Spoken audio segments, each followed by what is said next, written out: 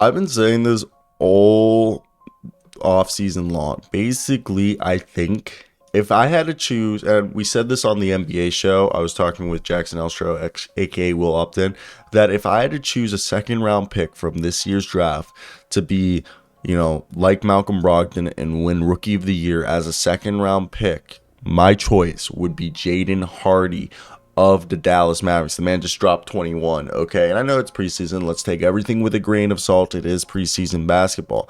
But I had been saying that I truly believe that he was a guy who had the potential of taking his game immediately to the next level. Because if you saw how Jaden Hardy played at the end of last season, you would know that what I'm saying is the motherfucking truth about Jaden Hardy. He came in, like, I know he struggled at the beginning of his G League season, but the last 10 or 15 games for the last third of the season, Jaden Hardy was one of the best prospects in basketball. That's why I was shocked that he fell to the second round.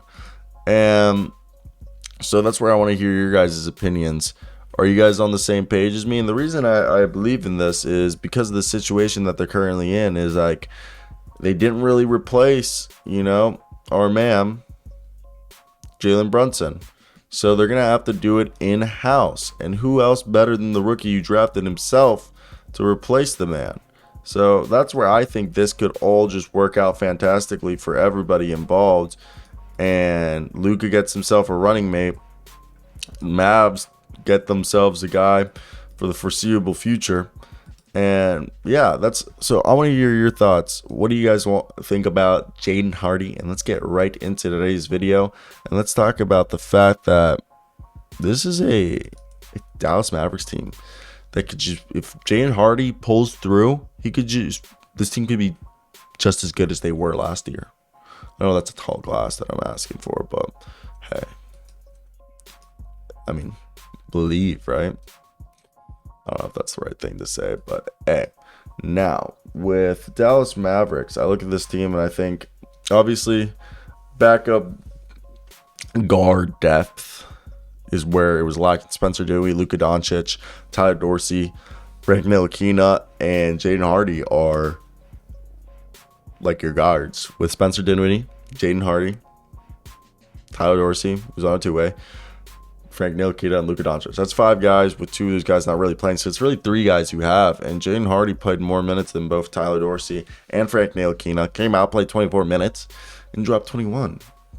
That's just some good basketball, ladies and gentlemen.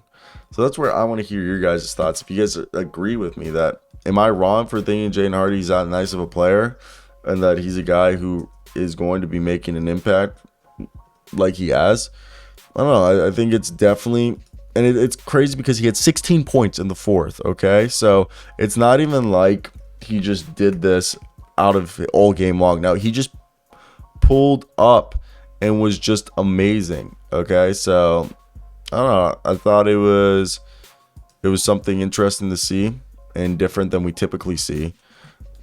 And, yeah, so what are your guys' thoughts? Do you think he'll be able to beat out, Frank Ntilikina and Tyler Dorsey? I think Tyler Dorsey is not someone he should be worried about, but Frank Ntilikina and Spencer Dinwiddie and be able to play? Because, Tim Hardaway Jr. came back, but still, this is clearly Jaden Hardy's opportunity to lose because he's got all the scoring ability needed to have, like, an incredible season here for the Dallas Mavericks and potentially win Rookie of the Year. This guy has the ball handling skills to dish out, 3 to 5 assists as a rookie. Can grab, again, also 3 to 5 rebounds, I believe, as a rookie. But a guy who can easily average 17, 18 points a night as a rookie because he has, that scoring ability that we all saw in the G League Ignite. So I think this is just an opportunity that's going to be a lot better than most people have thought. So that's where definitely I want to hear your guys' thoughts down below. If you were in this situation, what would you want to do and why?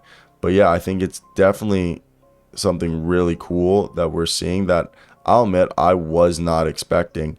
And I think Jaden Hardy is going to be that guy and impress a lot of people with his ability to score, and not only that, be a secondary facilitator for the team.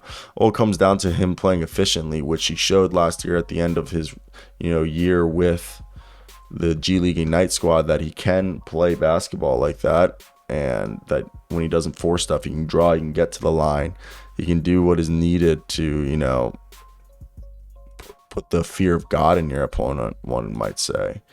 But yeah, so that's definitely where I want to hear your guys' thoughts down below.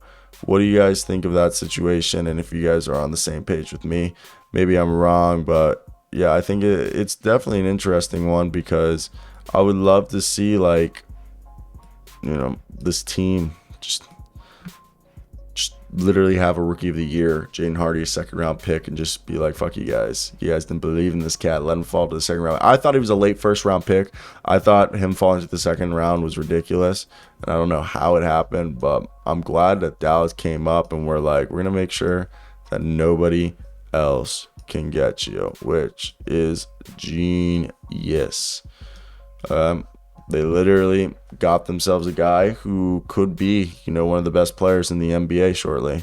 So I wonder how that'll all play out, but that's basically it from me. Puppies. Oh.